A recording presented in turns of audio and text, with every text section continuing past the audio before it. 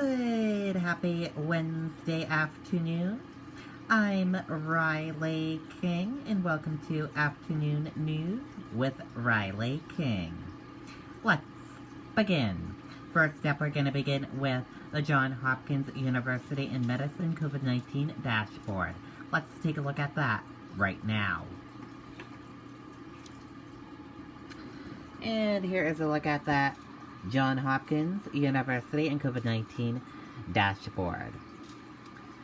Global cases are 55,917,685. U.S. cases 11,400,796. Global deaths 1,343,790. U.S. deaths are 249,187. That is a look at your COVID-19 dashboard from Johns Hopkins University and Medicine. Now, let's get to your other news this afternoon. Pfizer vaccine 95% effective, and final analyst plans to seek emergency authorization within days. Let's take a listen to that video and that report.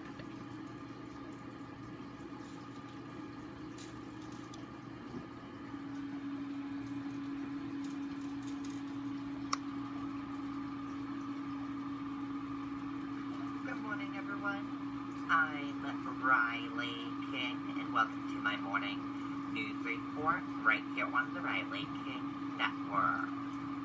Let's begin. Pfizer vaccine 95% effective, and final analyst plans to seek emergency authorization within days. The vaccine could be the first to receive the FDA's emergency use authorization. Pfizer and partner BioNTech announced their coronavirus vaccine is more than 95% effective in the final analysis of its massive phase 3 trial on Wednesday, and has reached a key safety milestone that will allow the company to apply for Food and Drug Administration authorization within days. If the FDA gives the vaccine the green light, Pfizer will likely make history as the first company with an FDA authorization that COVID-19 vaccine. It has plans to start delivering millions of doses of the potential life-saving vaccine to most vulnerable overnight once the government gives a green light, possibly before the end of 2020, the company said. We'll have to wait and see.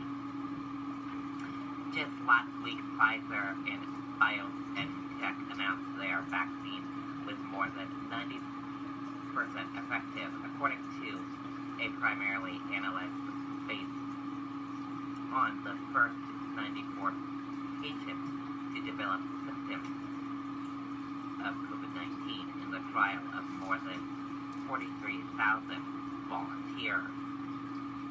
But with the pandemic raging in the United States and across the globe, it didn't take long for even more volunteers to become affected, quickly bringing Pfizer's trial to 170 COVID-positive cases, exceeding the threshold needed for a final analysis on the vaccine's effectiveness.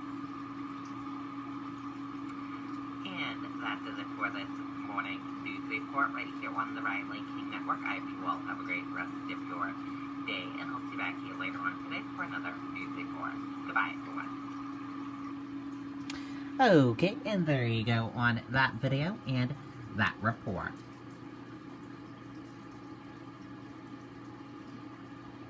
Wisconsin Election Commission received $3 million from Trump campaign. Expects petition for recount. ABC News has learned projected that Joe Biden won Wisconsin over 20,000 votes.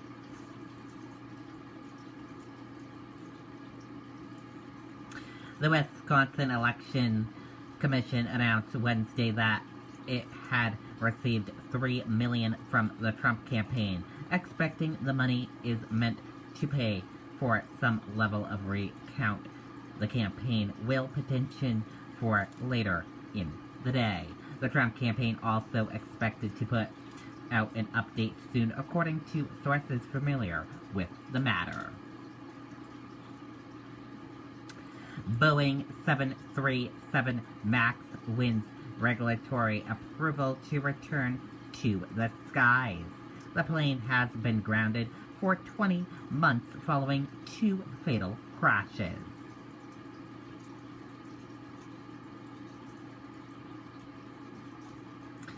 At least 11 dead in Central America from powerful Hurricane Iota. Iota made landfall Monday night in Nicaragua.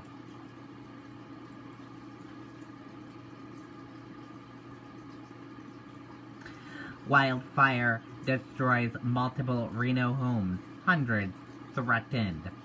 A fast-moving wildfire driven by strong winds has destroyed several homes in a Reno neighborhood and forced the evacuation of hundreds more.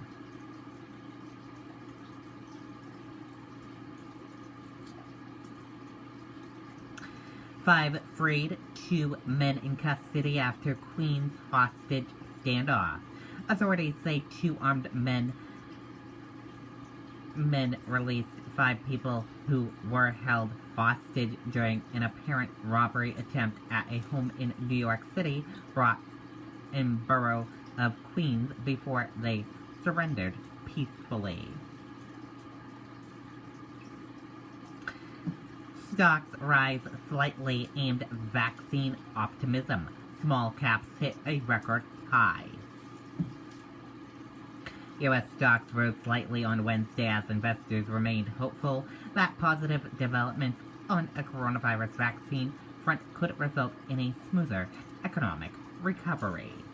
And thank you for joining us for this afternoon edition of the Afternoon News with Riley King. I'm Riley King, and have a great rest of your afternoon, everyone. See you back here later on this evening for an evening broadcast. Goodbye, everyone.